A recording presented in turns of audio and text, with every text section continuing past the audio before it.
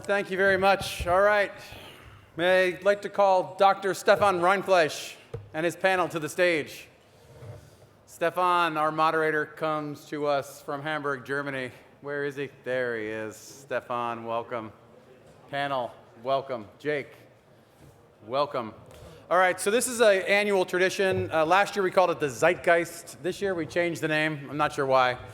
But the point is to try to get a sense of the deal-making market and kind of what the pulse is. And we have a great group of panelists to take us there, including Dave Herman. Welcome, Dave.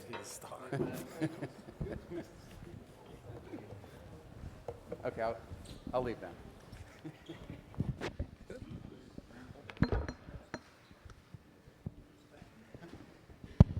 Good afternoon. What if you inherited 10, 50, 100 million, whatever picks you up and wakes you up now, and you had to invest it in shipping? Would it be a specific segment, stock markets? After the next, well, we don't have actually an end date or an end time to this presentation. I don't know whether you noticed it from the program. So we are going to be here a little longer for everybody. After this session, you will know where to invest. And we have a very kind of mixed panel. We have investment banking advisory on stage. We're having brokerage advisory on the stage, classic banking advisory, ship owning competence on the stage. And one could say it's a diverse panel unless you would see 6 old cis men sitting here, which, or 7 actually, if I count myself. Ladies and gentlemen, this panel, I asked them in preparation of this discussion to not only tell me how to introduce them, but to tell me what was the best investment in their life ever and what their hobbies were. And there's some interesting outcome to that. Let me start with Jake Scott, who is founder and managing partner of Clear Ocean Partners. The best investment in Jake's life was, at least according to the email I got from him, is that he married the right woman. And I wonder, Jake, is this from you or did your wife write that? Anyway, the fact that probably his wife wrote it is his hobby is sailing in the Long Island Sound, and I guess this is where you take your break then from the one taking control over you. Or is there anything you want to add already now? Anybody that's in this business, your wife knows how stressful and the travel is and the late nights to get deals done. And so having that person really allows you to do things that you probably wouldn't otherwise be able to do. So anybody who's been divorced knows the opposite is true. Good. David Herman. David is 25 years of experience in corporate finance and shipping. He is at SSY, based in New York, helping clients on S&P deals with a focus on larger transactions, which also require restructuring or structuring and finance. Your best investment in life was an investment, obviously, in the NASDAQ 100 index. And you have a strange hobby, is debating with friends who'll be the next head of the New York Knicks. If that's your hobby, something must be totally wrong in that team, but I see somebody nodding here. It's been very topical recently. Yes, okay, very good. Next on stage, Captain Alok Kumar to my far right. He is a very agile ship owner and operator with a wide range of focus, purely kind of investment scale driven. He is agnostic to any specific segments, with an impressive career. His offices in Mumbai, Dubai, and Singapore. His best investment, he says, is kind of listening to his courage and then using it to play the whole cycle of a specific market. And your hobbies are Topgolf, which I understand Topgolf means you are, at least in my part of the world, it doesn't have a place. That's a driving range 3 or 4 stories high where you're shooting at targets, and it's quite an interesting hobby. You're driving your cars and then learning from others, and you seem to be a very social person with gatherings.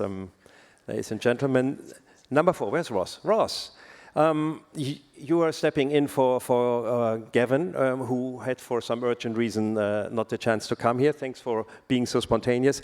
Ross started his career with Clarksons in Dubai in 2007, and since 2017 or 16, you are now with Houlihan Lokey, focusing on shipping and offshore oil services. Your best investment was in relationships, and your hobbies are fitness and nutrition biohacking. I don't think I wrote that, but we'll take it. Yeah. Yes. Good. I like that. And some outdoor activities. Probably you need that to do. For that, you need nutrition biohacking or whatever. Interesting. So that means you are composing your own food, or how do I understand that? Yeah, I think that's right. Okay, thanks. Ross is a very talkative guy, ladies and gentlemen. You can realize it immediately already. He's not old enough to be on this panel. So let's see. Paul Leand. Where's Paul? Next to my right. CEO of AMA Capital Partners. Your best investment, Paul, was your team. So kind of choosing the right people and investing time in them. And your hobbies are keeping up with the kids. And ladies and gentlemen, repairing equipment in the bakery of his wife. It's not eating the stuff and tracking it, it's just repairing, right? I was kicked out a long time ago from eating. Good, excellent. That's very good. And if you have a quiet moment, you like to watch some soccer, I understand. And last but not least, now it's getting weird. Thank you for that. Most welcome. Evan Cohen, welcome to the stage, Managing Director and Group Head of Maritime and Finance at First Citizens Bank.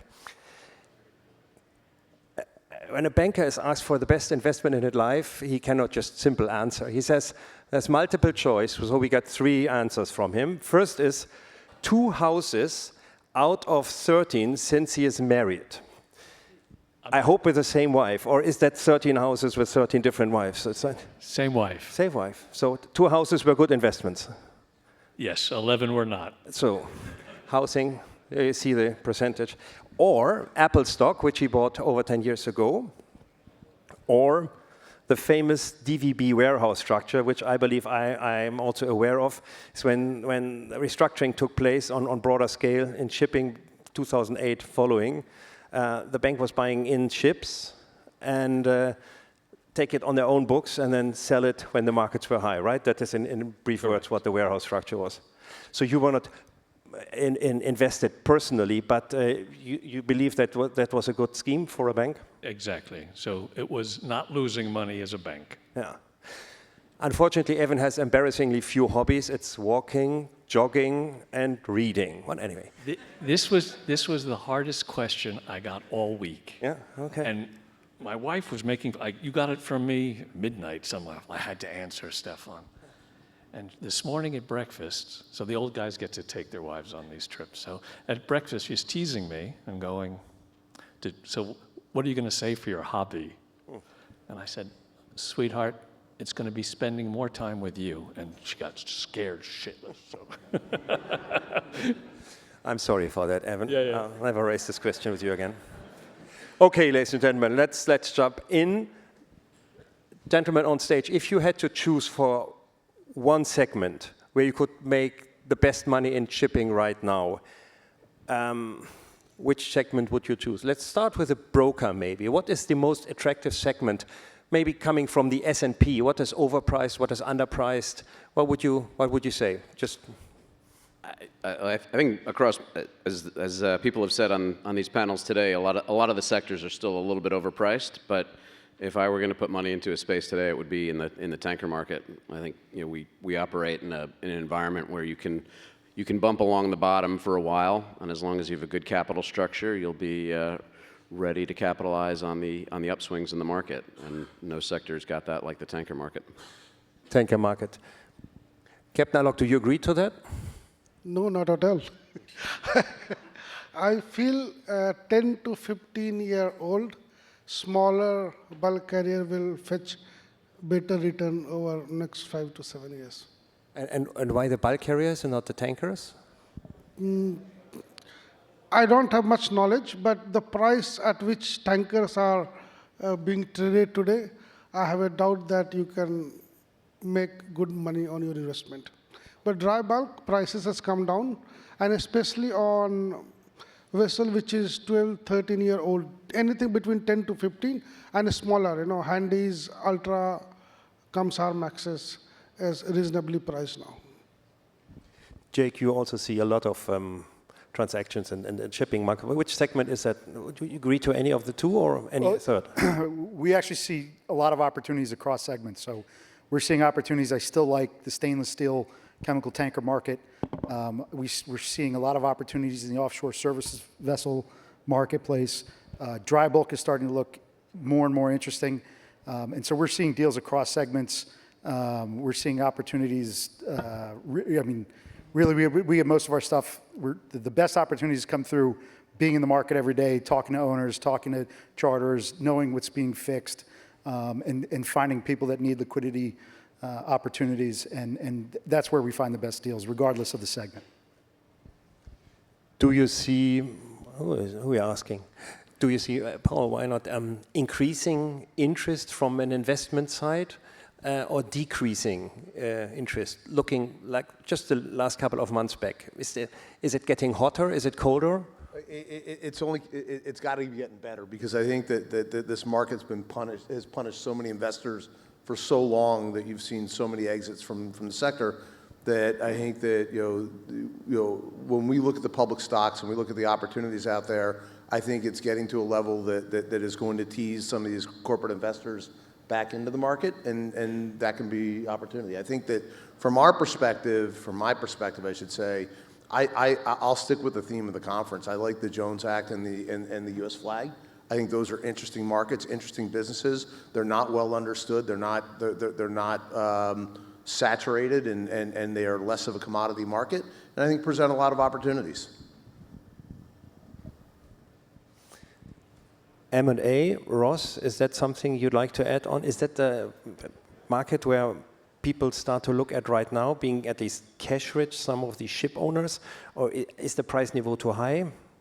I mean, yeah, absolutely. I think it is. I think if you're it's interesting, as a seller in the market right now, we're seeing a lot of people, test the market. There's minority investors that want to exit. We're at cyclical highs, so people are looking to see what they can get from an asset value perspective. And if you're a buyer in the market, you look at what you'd rather own. Would you rather own U.S. dollars, or would you rather own ships and assets? I think we're at a place now where the U.S. government is in a debt trap, and inflation is the way out. So if your option is U.S. dollars or vessels, even at cyclically high asset prices, I think people are very interested in exploring that opportunity. And I will say that Paul stole my answer. I was going to say the Jones Act as well. I think that's a very interesting space. And if I had $1 billion, I'd definitely look at owning some ATBs in the Jones Act space. Good. Captain Alok, how do you right now grow your business? You are a buyer or a seller these days? Certain assets I'm selling, certain assets I'm buying. So offshore, any asset which is, offshore in supply vessels, any asset value which is 20 million plus, I want to sell. And buying dry bulk, same. Handies to Kamsar Maxes, age 10 to 15 year, price $15 to $10 million. It's easy. Very simple maths. You have quite an ambitious plan, right? On the dry bulk side, I understand. Yeah, we have signed 4 handies, and we want to add 1 vessel every month for next 18 to 24 months. You average out over a period of 2 years. For the time being, irrespective of the price development, just 1 ship per month. Yeah, that's simple. Yes. You average out. It's almost like how would you say that? And you're getting a newspaper every month or anything. You're getting a bulker every month. That's how business has to be done, And the idea is, we already have deliveries lined up till October, November, every month one. So now the deal which we'll make after 2 month, 3 month delivery will happen from November, December. So you average out, and normally I prefer to deal in block deal, buy 4 ships, 5 ships from one owner, do cash deal, you will get 10-15% cheaper. It's always better to do en bloc deal. I think there's buyers and sellers in this market, regardless of day rates and asset prices. So there's opportunities to do deals. And when I hear like asset prices are too high or charter rates are too low, it tells me that you're more or less sitting on the sideline and just running an Excel model. And the numbers either work or they don't. The problem is we're in an operating business. Excel models are going to get broken. It's not how our business operates. So you need to be in these markets if you're going to see opportunities. You can't just sit on the sideline and say, oh, this asset price is too high, I'm going to go over here, and just not do anything. I think Jeff Prebor actually said it best. It's like, get on with it, guys. Like, this is the market with which we have. There's going to be buyers and sellers. The question is do you know how to make money in this market? If you do, you will do deals. If you don't, you're going to be sitting on the sidelines. Evan, do you have a comment to that? Sorry. Evan, are your customers in principle parking a lot of cash at your bank, or are they spending quickly, or you're sitting on piles of deposits? Yeah, they're still spending it. They're still spending it. So I was reminded of, when the captain was speaking, I was reminded, Harris Antonio had a great line earlier today, stay solvent until you get lucky. So when I see dry bulk owners buying, I go, okay, what's the OpEx? And how much cash do you have to stay solvent until the market goes your way? But people are in the market. So you're not. It's interesting because I heard from some other people that that owners were sitting on kind of amounts of cash, but that seems to be also a regional phenomenon. Your bank being here, so that they seem to invest more. So following Jake's approach and say no. Let's fire out. Let's buy some new assets. We're sitting here, fairly uniquely as an American-based ship lender, but our clients are everything east of Istanbul, west of Istanbul. Yeah, I got the right direction. Okay. So we see that market. We see the European market. We see the international market. And what do owners do with liquidity when they have it? What do you do with your liquidity when you're selling a ship before you buy a new one? I don't keep cash. Before cash comes in, I commit for the next deal. More efficient, you know. Okay. Yes, why idling money in bank is not good for the businessman. It's for bankers to keep money in the bank. Businessman, before money comes, invest it, you know. Yeah, that's an entrepreneurial approach. This idea that you buy ships and you wait around to get lucky is just false. I disagree with that. If you look at all of the successful shipping families and entrepreneurs in this space, they know exactly how they're going to make money, and they execute on that. And so they're in the market where their day rates are strong or day rates are bad, where asset prices are high and asset prices are low. They're transacting all the time. And so you can't tell me that these people, whether it's Fredrickson or Andreas Samapau, they're buying and selling ships all the time. But they have an idea. They know exactly how they're going to execute on their investment thesis, and they go about doing it. And I think that's really the mistake, is people think that it's just, oh, you buy this asset and you wait around for the market to pop and then you exit.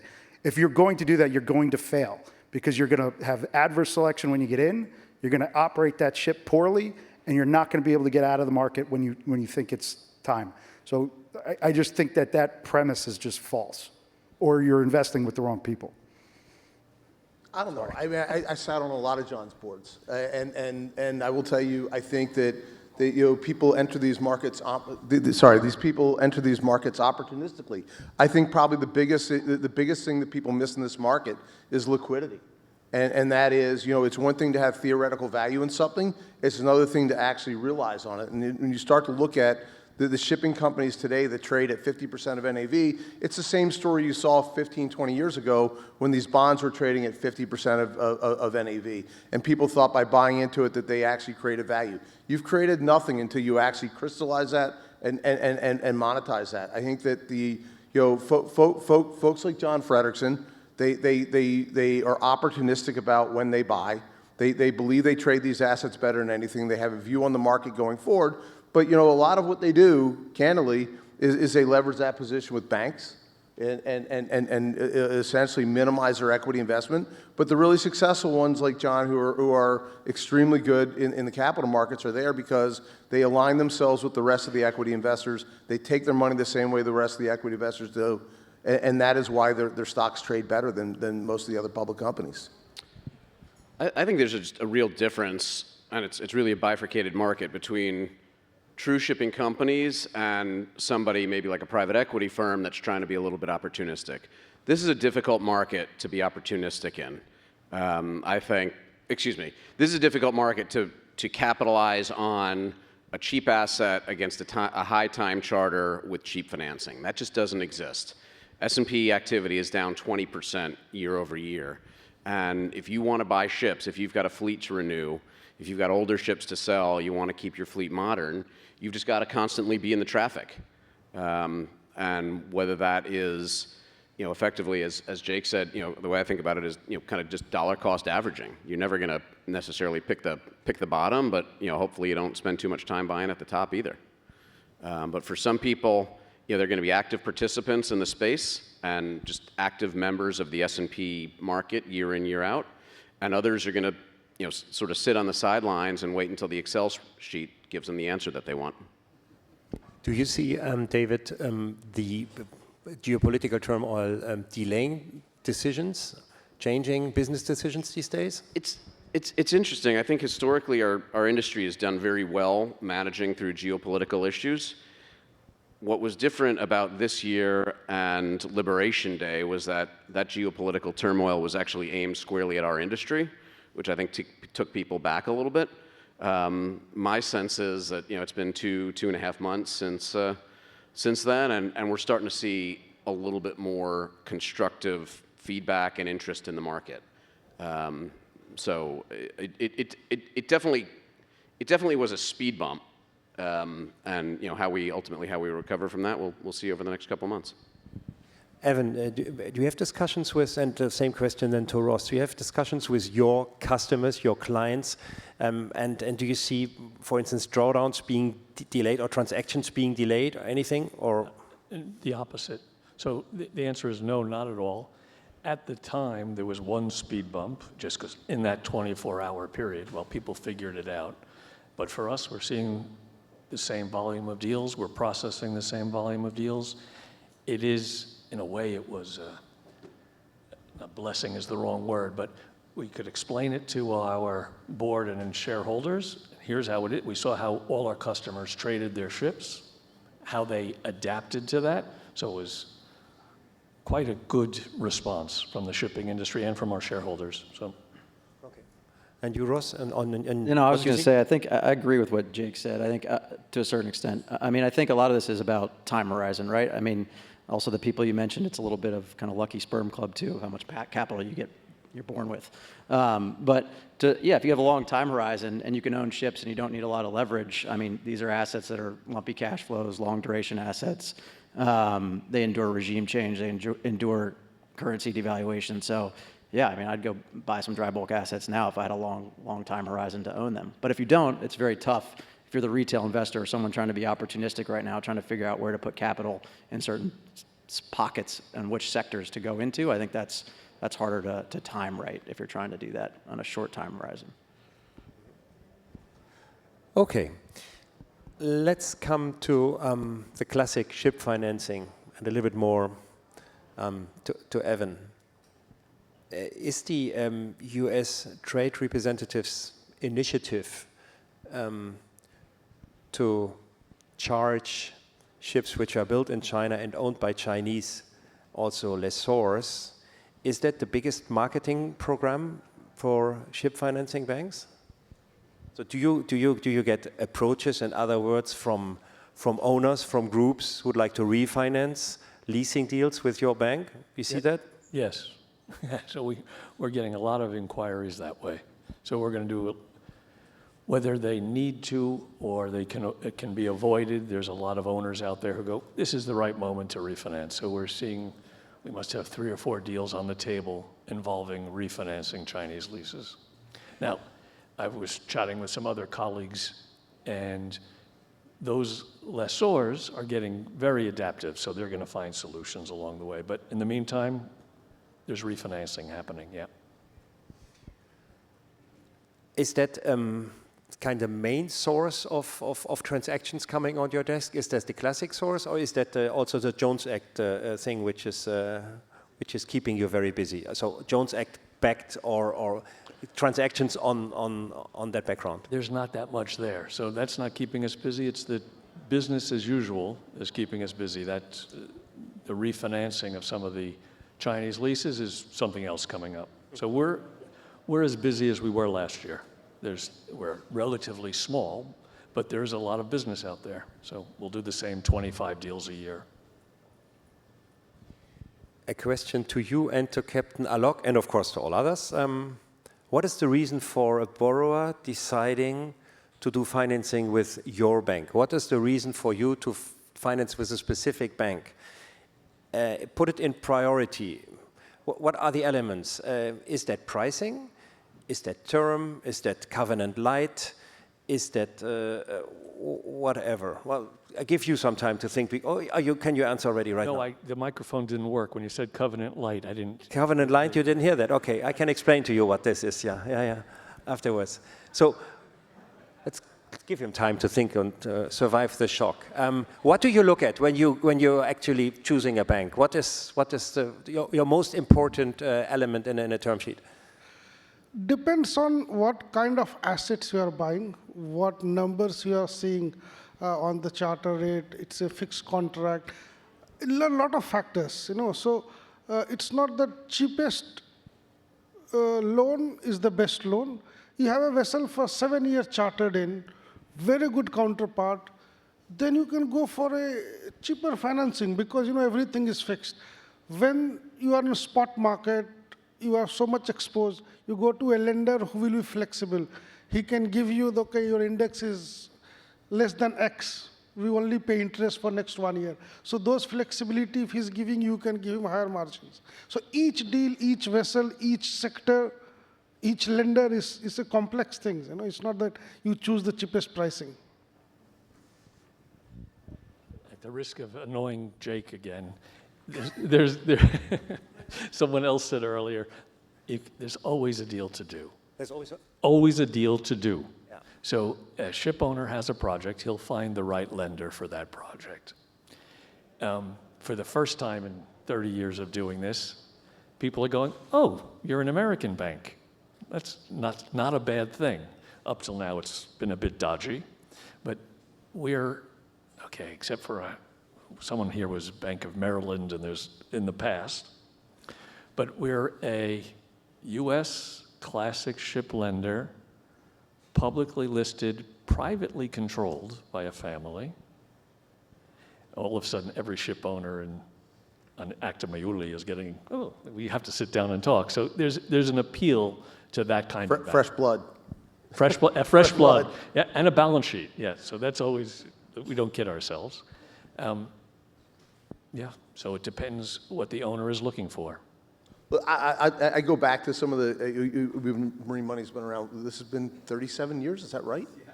Jesus Christ. I think one of the first ones you had Toroloff get up and there were two comments that have stuck with me throughout all these Marine Monies. One of them was a strong balance sheet is a sign of lazy management, and bank financing is the cheapest form of equity. And I would tell you that overall, he's not wrong. And those are things that actually, to the extent you've been able to take advantage of that leverage and so forth, it's had a lot of benefits. First of all, it's kept me and Ross in business for a long time. But outside of that, I think it has given, frankly, it's given a lot of owners opportunities, to grow beyond their immediate means, and frankly, create some dynamic in this business. And so I think that, look, there's a lot to say about leverage. I think that the owners out there, once you own the asset and control, it's kind of like, it's kind of like owning a German KG, right? And that is, you can own these things, but you don't control them. I feel like it's the same way in the Gulf if you have a supply boat company, right? You can own it, but you don't control it because there are only a couple guys down there that do.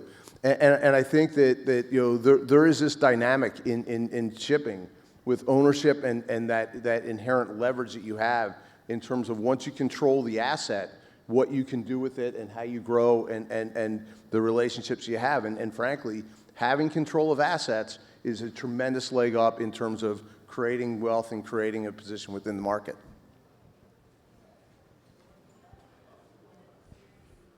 If you had to found a new investment bank, maybe let's start with you, Jake. Where would you found it? New York, Oslo, Singapore, Dubai, any other? I would probably start in London. London. You can cover all time zones from there. You have access to all the money centers. Many of the owners use London as a base. New York is still prominent because it's New York, right? It's the money center of the world, effectively. But in terms of shipping and wanting to get deals done, I don't know if New York still has I would put it in London and expand from there. And expand where next? Where's the most active place right now for you?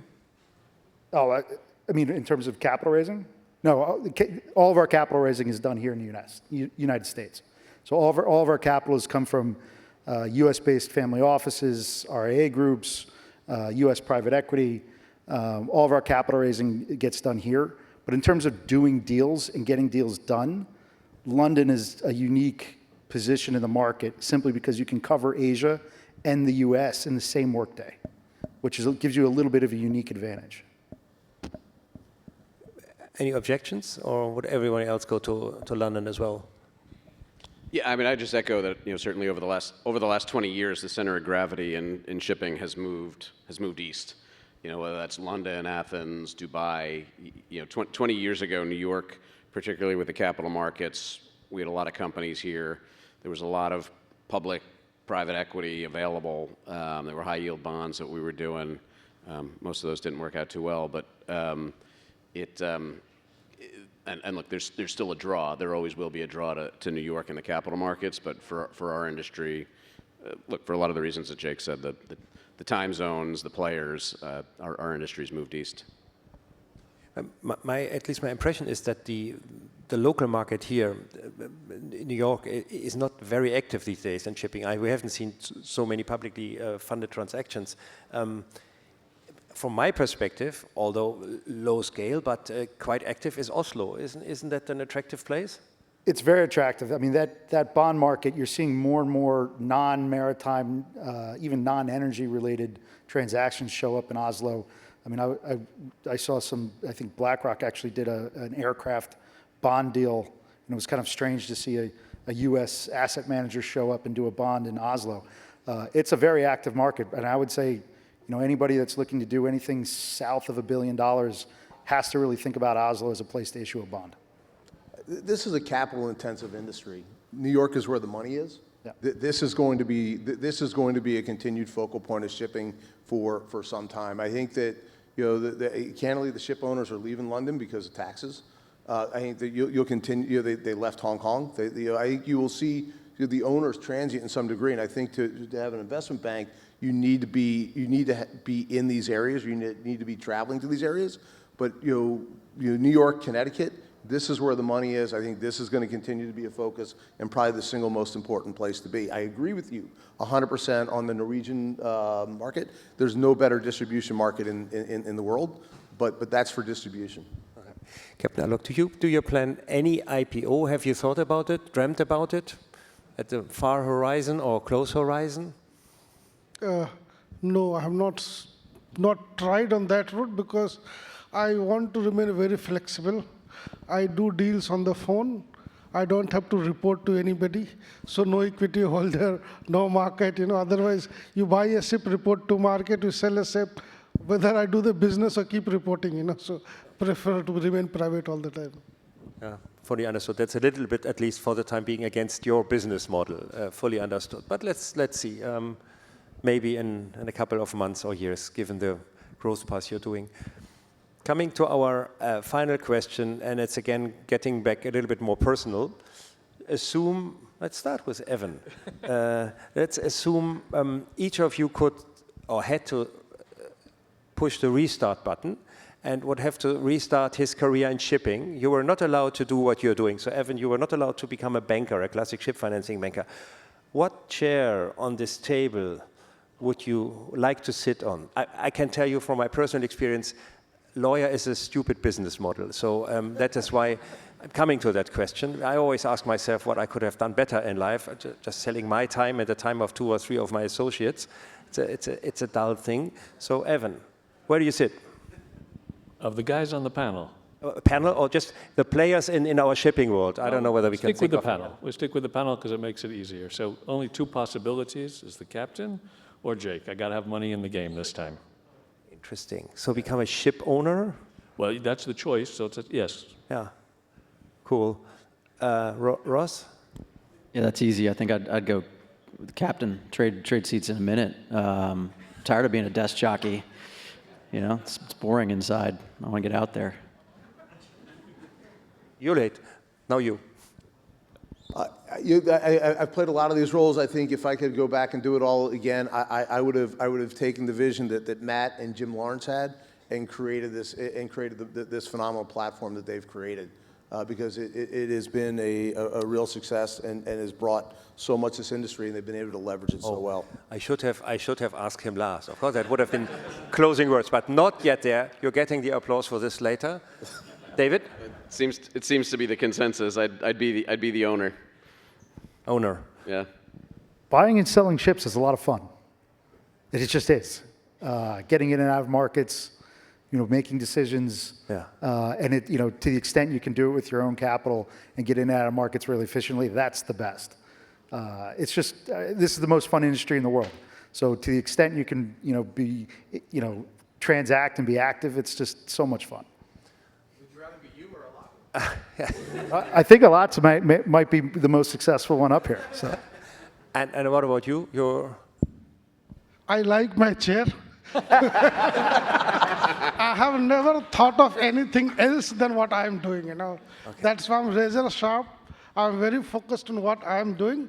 So I've never thought what you are doing and what he has been doing, So I am trying to be good what I'm doing here. Okay. Thanks. Good. Fair enough.